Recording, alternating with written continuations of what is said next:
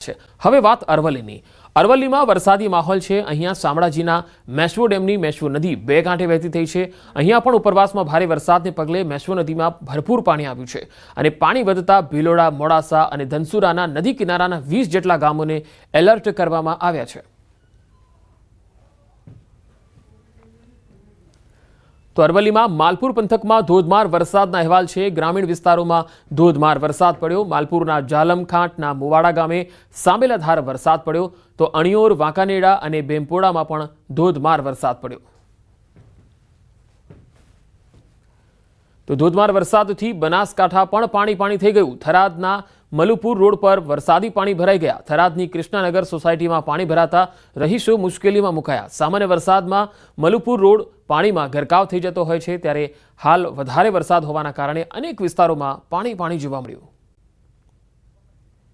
તો બનાસકાંઠાના થરાદના મલુપુર રોડ પર પાણી ભરાઈ ગયા। તમે જોઈ શકો છો કે ગાડીના પૂરા ટાયર જે છે ડૂબી જાય એટલું પાણી જે છે એ રહેણાંક વિસ્તારોમાં ઘૂસી ગયું છે, જેના પગલે લોકોની અવરજવર પણ અહીંયા મુશ્કેલ થઈ ગઈ છે। લોકો બહાર નીકળી શકતા નથી। જીવન જરૂરી ચીજવસ્તુઓ લેવા માટે પણ લોકોને હાલાકીનો સામનો કરવો પડી રહ્યો છે।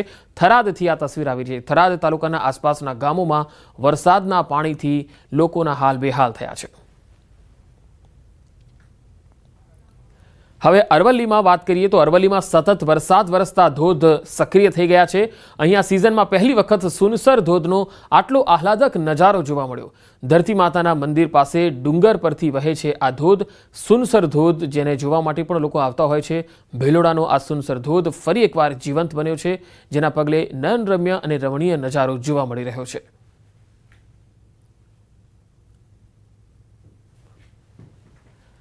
હવે પંચમહાલની વાત કરીએ। પંચમહાલના હડફ ડેમના ઉપરવાસમાંથી સતત પાણીની આવક છે, જેના પગલે ડેમના તમામ દરવાજા 4 ફૂટ ખોલાયા છે। ડેમમાં હાલ પાણીની આવક થતાં ડેમની રૂલ લેવલ સપાટી જાળવી રાખવા માટે ડેમમાંથી પાણી નદીમાં છોડાઈ રહ્યું છે। ડેમમાંથી પાણી છોડવામાં આવતા જ હડફ નદી બે કાંઠે વહેતી થઈ છે। તો હડફ નદી બે કાંઠે વહેતી થઈ છે, તેના બે અલગ અલગ દ્રશ્યો અમે આપને બતાવી રહ્યા છીએ। તસવીરોમાં જોઈ શકાય છે કે જે પાણી ઉપરવાસથી આવી રહ્યું છે તેના કારણે હડફ ડેમના દરવાજા ખોલાયા છે અને આ પાણી હડફ નદીમાં આવી રહ્યું છે, જેના પગલે આસપાસના જે નીચાણવાળા વિસ્તારો છે તેને એલર્ટ પણ કરાયા છે।